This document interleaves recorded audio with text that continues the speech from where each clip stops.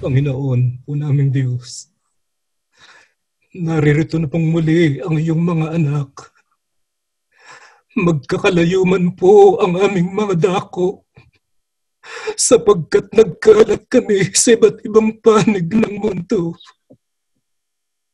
Nagsusumika po ang iyong mga anak at pinayagan mong makabalik kami sa iyong harapan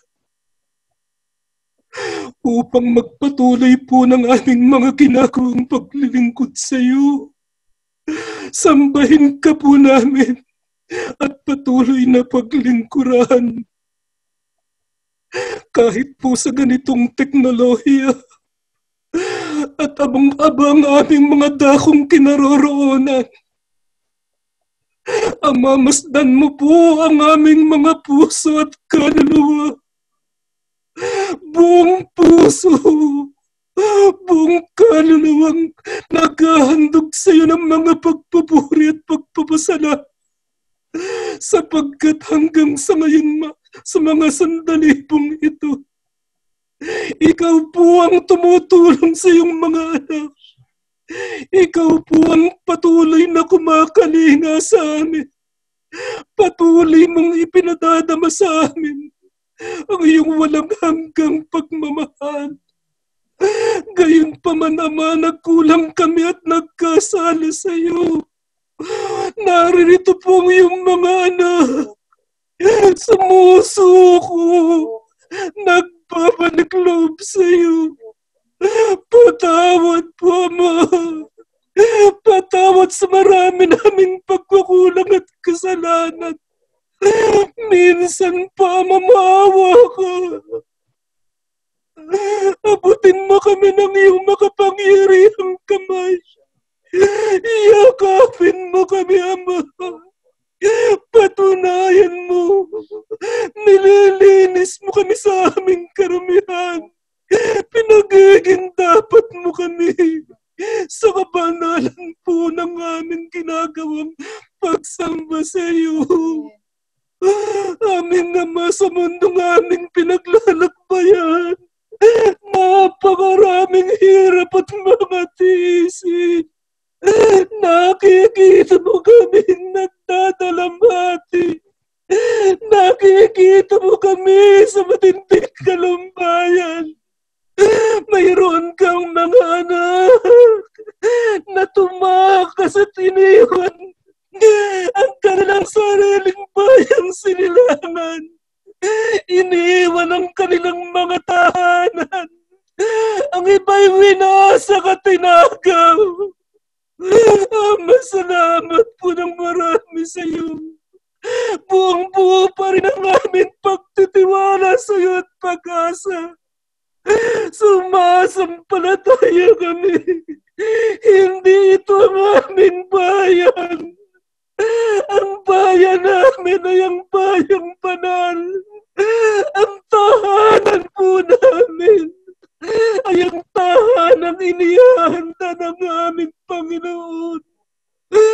Panginoong Jesus, lumalapit din kami sa iyo at nagpupuri, nagpapasalamat, sapagkat patuloy mo kaming inilalapit, ipinamamagitan sa ating Ama.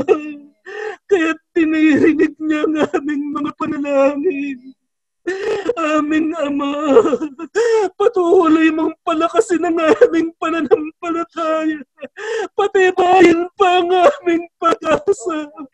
Patuloy kaming tulungan na mapako at matuon ang aming tanaw sa bayang banal, sa piti namin ang iyong kaharian. Makapiling mo kami. Patuloy ka naming sasambahin at paglilingkuran magpakailan-kailanman. Amang Diyos, mag-aaral kami ng iyong mga banal na salita. Maawa ka pong tulungan ang ministrong gagamitin mong maghahatid sa amin ng iyong mga salita. Pakitulungan mo po ang aming kapatid. Pahiramin ang mga karunungan at kaalaman. Isugo mo po sa amin ang iyong banal na espiritu upang ang bawat isang mananambay makinabang sa iyong mga banal na salita. Ang aming puso at ang aming kaluluwa'y muling lumakas.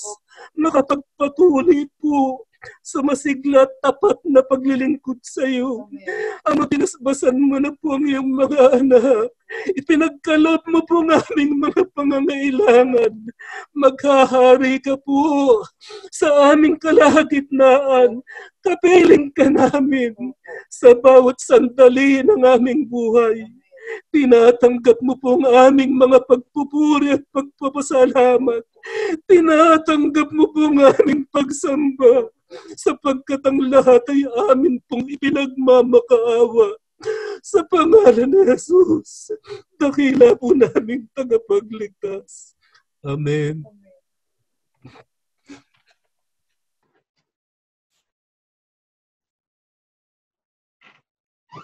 Mga mahal na kapatid,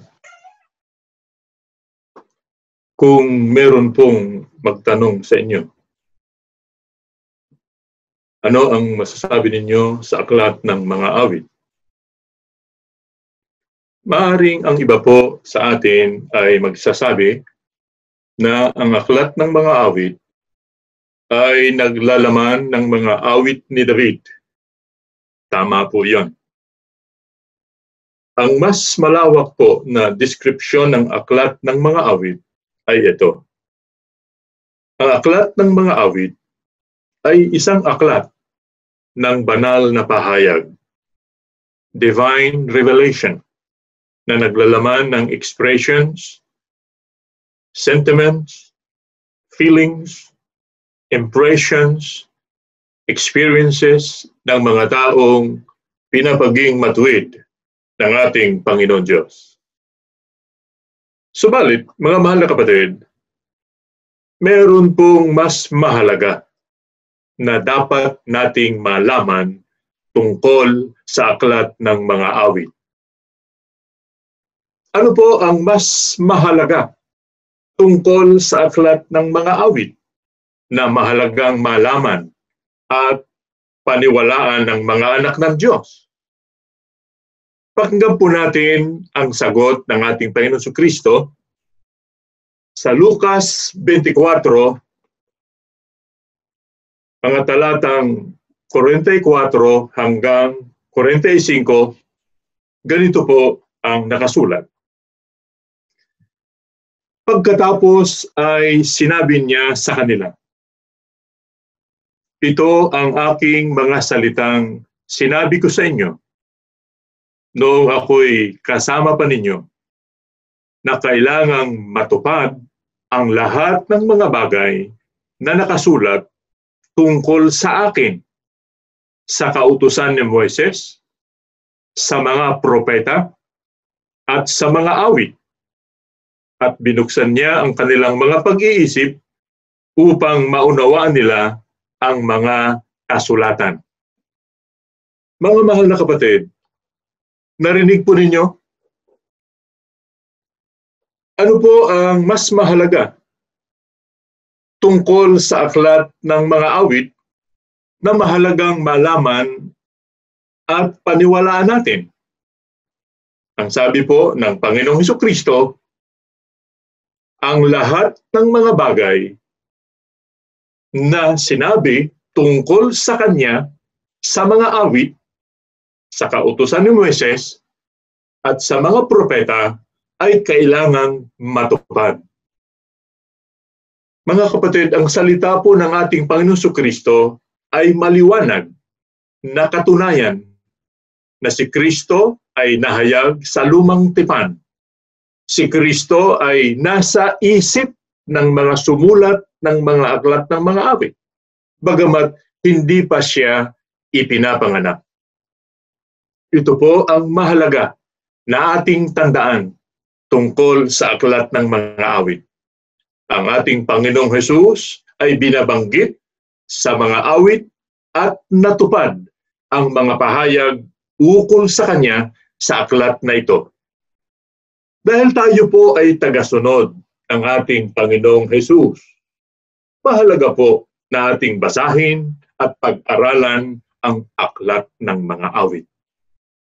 Ito po ay makakatulong upang tayo ay lumago sa ating spiritual na buhay.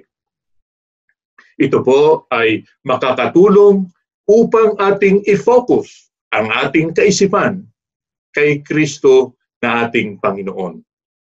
Sa pagkakataong ito po, mga mahal na kapatid, ating pag-aaralan ang awit Kapitulo 1 na naglalaman ng 6 na mga talata.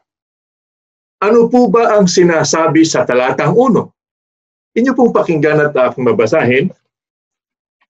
Ganito po ang pahayag ng banal na kasulatan. Mapalad ang taong hindi lumalakad sa payo ng masama, ni tumatayuman sa daan ng mga makasalanan, ni umuupo man sa upuan ng mga manunuya. Mga mahal na kapatid, ano po ang dapat nating pansinin? Una, merong mapalad na tao.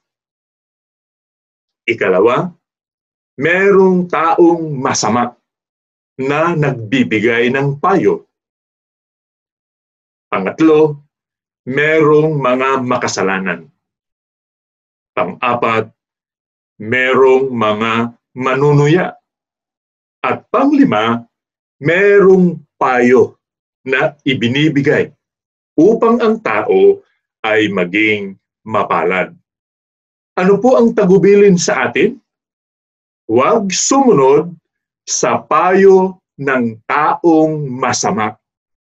Huwag makipagbarkada sa mga makasalanan at huwag makisama sa mga manunuya. Napakaliwanag po mga kapatid ng talata.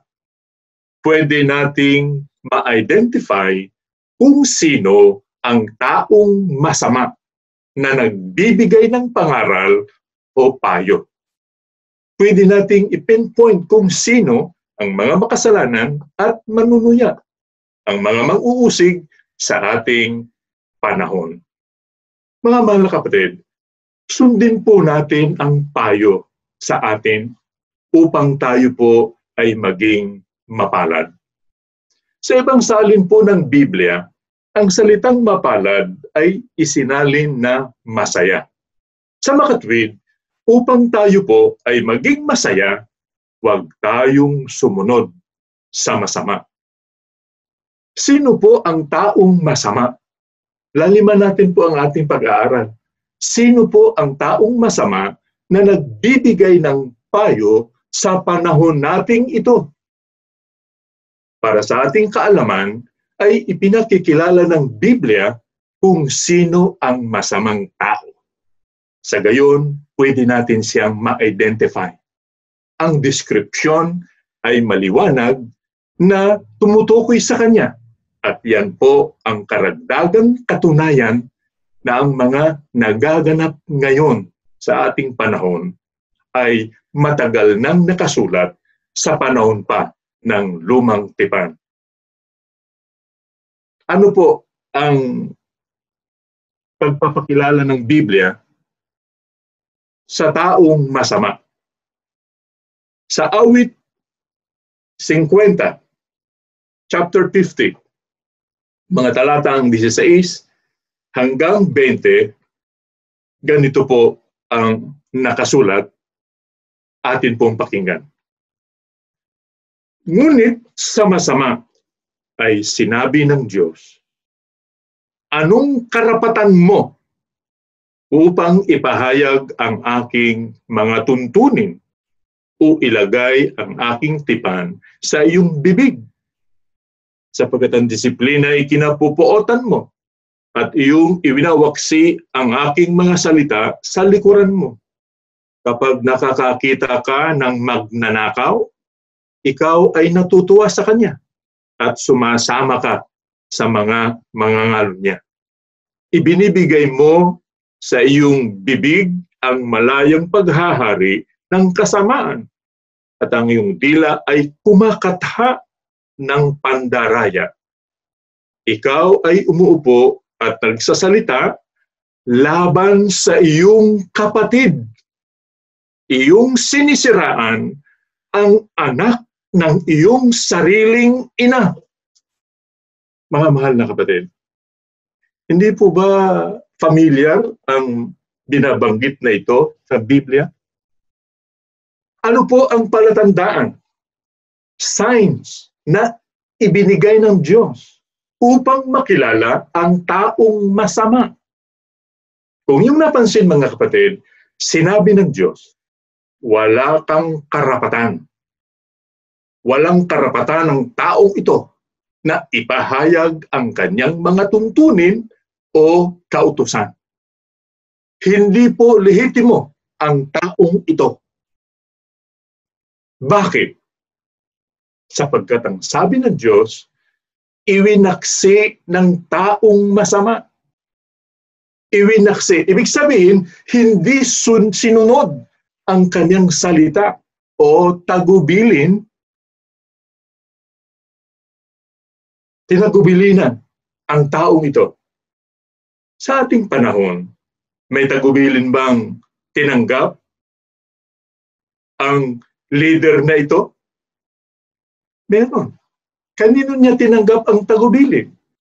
Tayo po ay sumasampalataya na ang tagapamahalang pangkalahatan noong nabubuhay pa ay nagtagubilin na kapag siya ay pumanaw na ay dapat magkaroon ng halalan. Ating sinasampalatayanan na ang pamamahala ay inilagay ng Diyos. At ang matuwid na pamamahala ay sumusunod sa mga tagubilin. Pero ano ang sabi po sa talata? Ano ang ginagawa ng taong ito? Hindi niya sinunod ang tagubilin. Ano ang kanyang aksyon sa lungat doon sa tagubilin? Lumagay siya sa pwesto o kapangyarihan at nang nakapwesto na, natutuwa siyang sumama sa mga magnanakaw, kumakatha ng pandaraya at nagsasalita laban sa kanyang kapatid. Sinisiraan ang anak ng kanyang sariling ina. Napakalinaw po na description nito, mga mahal na kapatid. Hindi po ito aksidente. Noon pa ay ipinahayag na ito. Alam niyo mga kapatid, ang mga talatang ito sa Awit 50, 16 hanggang 20, ay konektado po yan sa pahayag sa Isaias Kapitulo 1, talatang 23. Ano po ba sinabi ng Panginoon? Basahin natin ang Isaias 1:23. Ganito po ang nakasulat. Ang iyong mga pinuno ay mga rebelde at kasama ng mga tulisan. Bawat isa ay nagdanais ng mga suhol at naghahangad ng mga regalo. Hindi nila ipinagtatanggol ang ulila o nakakarating man sa kanila ang usapin ng babaeng balo. Mga mahal na kapatid, maliwanag po ang sabi ng ating Panginoon. Konektado po ang Awit, Kapitulo 50, mga talatang 16 hanggang 20, sa Isaias Kapitulo 1, talatang 23. Meron silang koneksyon. E ano ngayon po ang dapat na reaksyon natin, mga mahal na kapatid? Tayo po ay magpasalamat sa ating Panginoon Diyos na siya ay patuloy na nagpapakita sa atin ng mga katunayan na magpapalakas sa ating paninindigan at pananampalataya. Na tayo nga po ay kabilang sa kaunting labi, small remnant, na binanggit sa Isaias Kapitulo 1, mga talatang 8 at 9. Nakilala po natin ang taong masama na nagbibigay ng payo. Dapat ba nating pakinggan ang taong ito? Hindi po dapat pakinggan. Upang tayo po ay maging mapalad at masaya. Maliwanag din ang tagubilin sa Galacia kung familiar tayo. Kapag sino man sa amin, kahit anghel pa galing sa langit, ang magpahayag ng ibang ebanghelyo, ay dapat itakwil. Kaya mga mahal na kapatid, tayo po na kinaawaan ng ating Panginoon Diyos. Ano po ang dapat nating gawin upang mapanatili ang ating pagiging mapalad at masaya? Dito po bumalik po tayo sa awit po, sa Kapitulo 1, sa talatang 2, ganito po ang nakasulat. Kundi nasa kautusan ng Panginoon ang kanyang kagalakan at nagbubulay-bulay araw at gabi sa kanyang kautusan. Mga mahal na kapatid, ano po ang payo sa atin? Upang tayo ay manatiling mapalad at masaya? Maliwanag po ang sagot sa atin, mga kapatid. Nasa kautusan ng ating Panginoon Diyos ang ating kagalakan. Wala po sa mga material na bagay. Sinasabi ba natin na ayaw natin ng material na bagay? Aba, hindi po. Hindi ganun na. Hindi natin sinasabi yun. Ngunit, hindi po priority sa atin ang mga material na bagay. Ang ating priority ay ang kautusan ng ating Panginoon Diyos. Araw at gabi, mga mahal na kapatid, ating bubulayin ang mga kautusan ng Panginoon. Lagi nating i-focus, isa-isip at isa-puso ang mga aral ng Diyos na ating nabahagi sa kanyang pagsusugo. Ano po ang malimit na sinasabi ng sugo noong nabubuhay pa? Bumalik tayo kay Kristo. Maniwala tayo sa Biblia. Huwag paniwalaan si Manalo. Ang mga salita ng Diyos, mga kapatid, na nakasulat sa Biblia, ang ating sundin. Bumalik tayo kay Kristo. Huwag nating kalimutan ang sinalita ng sugo. Hindi incidental yun. Hindi incidental yun, mga mahal na kapatid. Kagaya ng sinabi ng taong masama na ang pagsusugo di umano ay incidental. Ang mga salitang yon ng sugo na bumalik tayo kay Kristo ay prophetic words. Sundin natin ang kalooban ng ating Panginoon Diyos sa ating buhay. Bawat isa sa atin ay abala sa ating paghahanap buhay. Ang iba ay nag-aaral. Subalit sa kabila ng maraming balakid, bigyan natin ng panahon, mga mahal na kapatid, ang pagbubulay-bulay sa mga salita ng ating Panginoon Diyos na nakasulat sa Biblia. Dumalo po tayo sa ating daily prayer, Tagalog at English po. Dumalo tayo sa ating Bible study. Dumalo tayo sa ating mga group worship services. Ugaliin din po natin, mga kapatid, na magbasa ng Biblia. Magkaroon din tayo ng mga pansariling pagbabasa ng Biblia.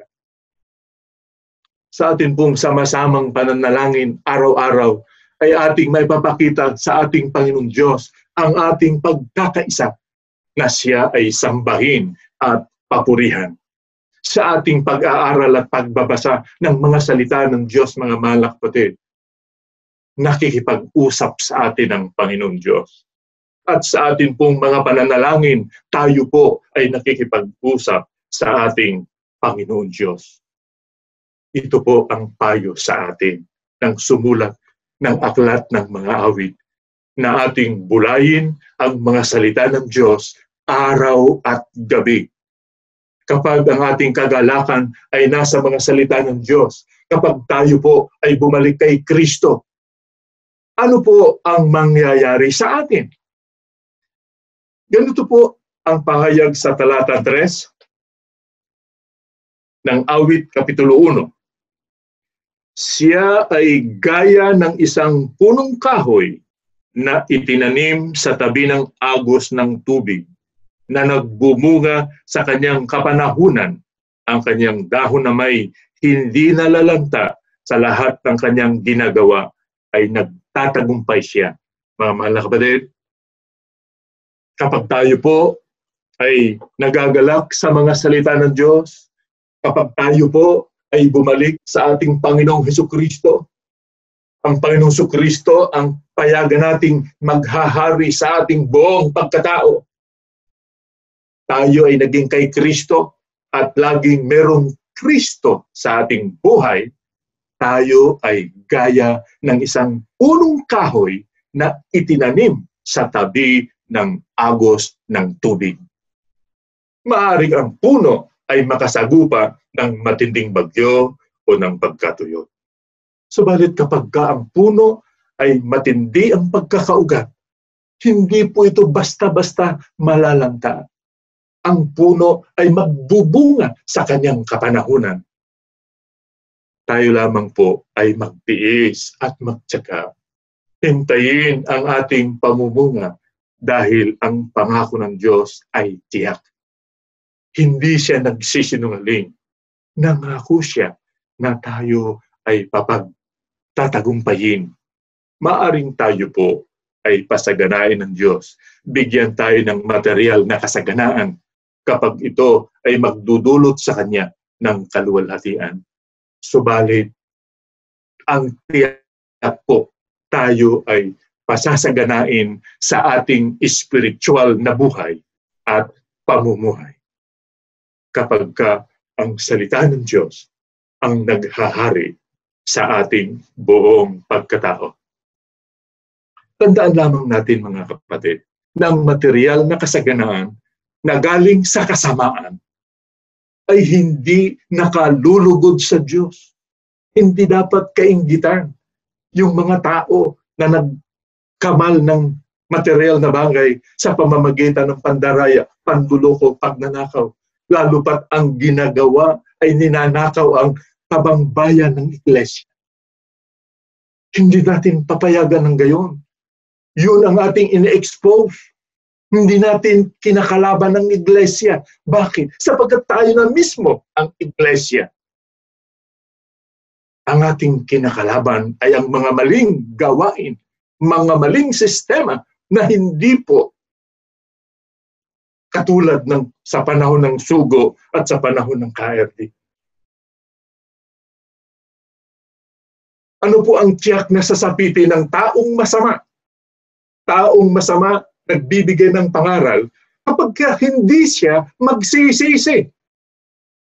Ganito po ang sagot sa talatang 4 sa kapitulo 1 pa rin ng awit, inyong pakinggan. Ang masama ay hindi gayon, kundi parang itinataboy ng hangin. Mga mahal na kapatid, lagi nating tandaan, ang taong masama kahit pa managana sa material na bagay. Ang mga taong tiwali, mandaraya, mapanuya, suwail sa magulang.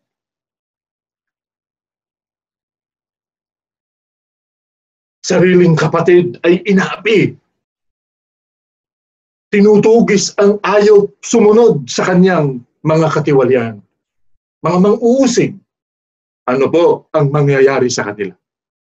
Sila ay parang ipa. Itataboy ng hangin. Bakit sila po ay itataboy ng hangin? Dahil sila ay hindi nakaugat kay Kristo. Sinasabi lang nila, bukang bibig na sila iglesia ni Kristo. Pero ang totoo, hindi na sila iglesia ni Kristo.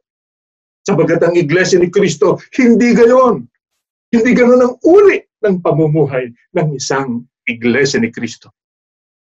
Kitang-kita sa kanilang mga gawa. Walang Kristo sa kanilang buhay at pamumuhay. Kung may Kristo ka, gagawin mo ba sa sarili mong ina? Sa sarili mong kapatid? Ang mga kasamaan? Pagkatapos, haharap ka sa bayan at sasabihin mong mahal na mahal mo ang iglesia. Ayan po ay pawang kaipokrituhan. Yan ang ating nakikita sa kanila. Ang sabi ng Biblia, sila ay tulad ng ipa ng palay. Ang ipa ay outer shell of the grain. Napakagaan. Walang timbang. No substance. Ibig sabihin, bagay na walang halaga. Kaya, marapat lamang na lagi nating bulayin, mga mahal na kapatid, ang mga salita ng Diyos. Hindi sapat na nalaman nating si Kristo ay tao sa kalagayan, kundi marapat na si Kristo ang maghahari sa ating pagkatao upang tayo po ay magkaroon ng halaga. Hindi tayo matutulad sa ipa na madaling madaya at itinataboy ng hangin. Ano po ang pasya sa taong masama? Pagdan po natin sa talatang 5, ganito po ang nakasulat. Kaya't ang masama ay hindi tatayo sa hukuman, ni sa kapulungan ng matuwid ang makasalanan. Ano po ang sasapitin ng taong masama? Ang taong masama at makasalanan ay hindi makatatayo sa hukuman sa araw ng paghuhukom. Ito dahilan. Kaya idalangin natin sila na sana sila ay magsisi at magbagong buhay bago dumating ang ating Panginoon. At sa panig naman natin tayong mga kinaawaan ng Diyos na ibinilang sa kaunting labi, lalo tayong maging mapagpakumbaba, mapagmahal, mapagmalasakit. Huwag nating tularan ng taong masama. Bakit? Meron ng nakatadhana para sa kanila. Ano po ang patutunguhan ng taong masama? Pakinggan po natin. Dito po sa Apokalipsis 21:8, ganito po ang ating mababasa. Ngunit sa mga duwag, sa mga hindi mananampalataya, sa mga karumalduman, mga mamamatay tao, mga mapakiapid, mga mangkukulam, mga sumasamba sa Diyos-Diyusan, at sa lahat ng mga sinungaling, ang kanilang bahagi ay sa lawa ng nagdiliyab sa apoy at asopre na sa ikalawang kamatayan. Yan po mga kapatid, ang sasapitin ng taong masama at makasalanan kapag hindi magsisi at magbagong buhay. Kaya tayo po, tayong mga iglesia ni Kristo na napabilang sa kaunting labi, lagi nating idalangin sa Diyos. Pagmakaawa natin na sana magsipagbago ang mga tao na masama bago mahuli ang lahat.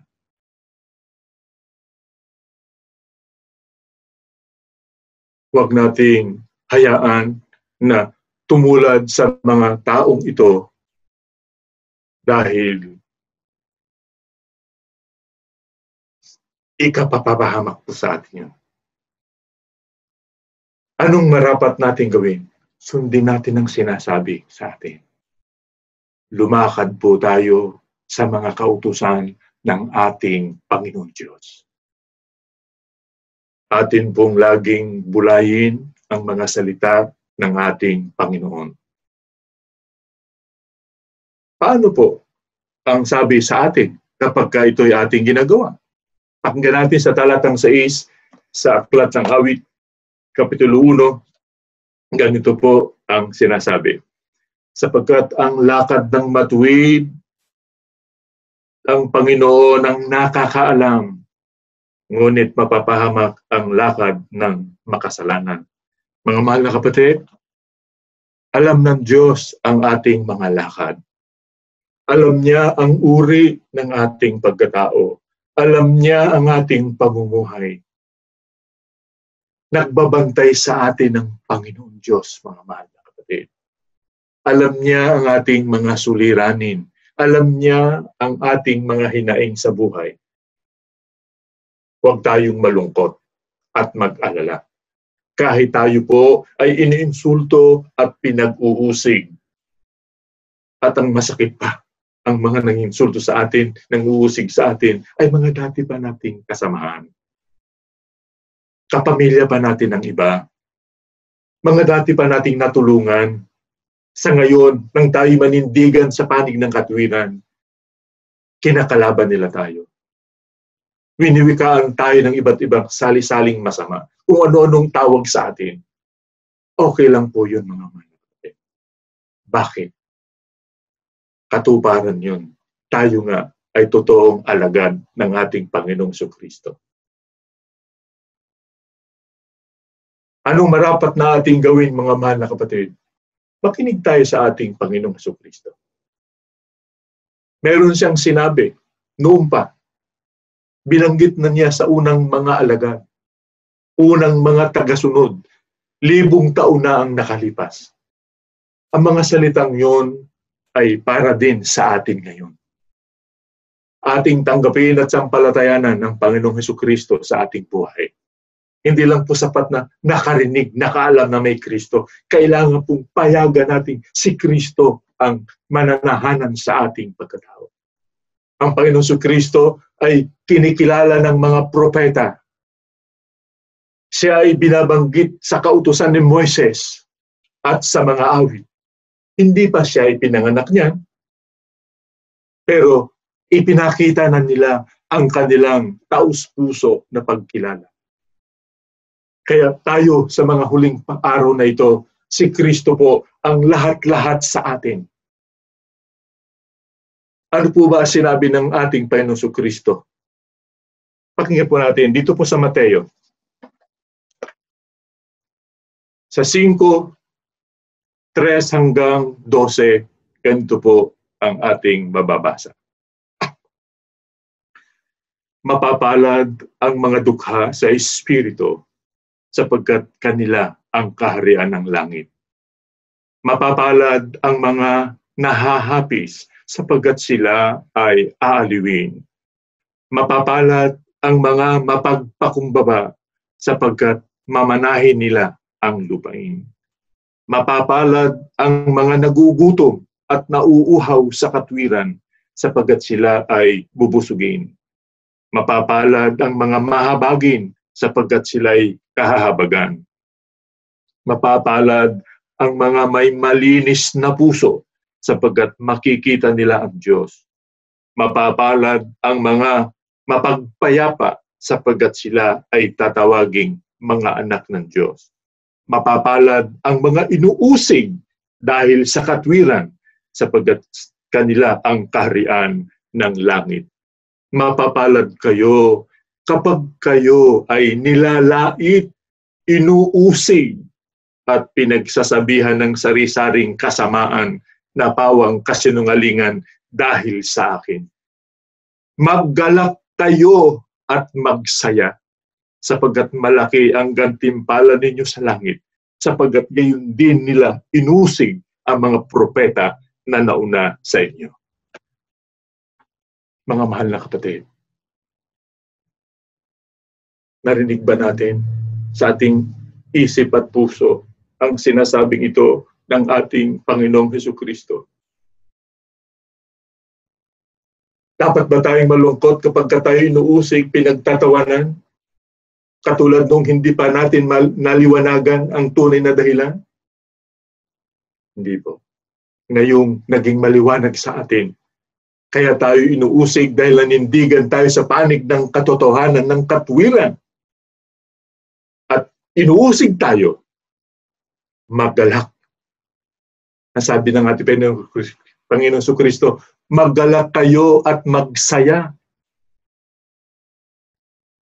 Kung tayo man ay lumuluha, luha ng kagalakan. Bakit? Malaki ang gantimpala sa atin pagdating ng araw ng paghuhukom. Mga mahal na kapatid, tayo po ay tiyak sa ating paninindigan. Hindi po tayo sumusuntok sa hangin.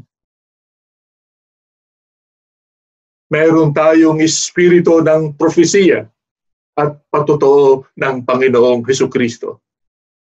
Magpasalamat tayo mga kapatid sa ating Panginoon Diyos na tayo ay inalis niya sa piling ng taong masama.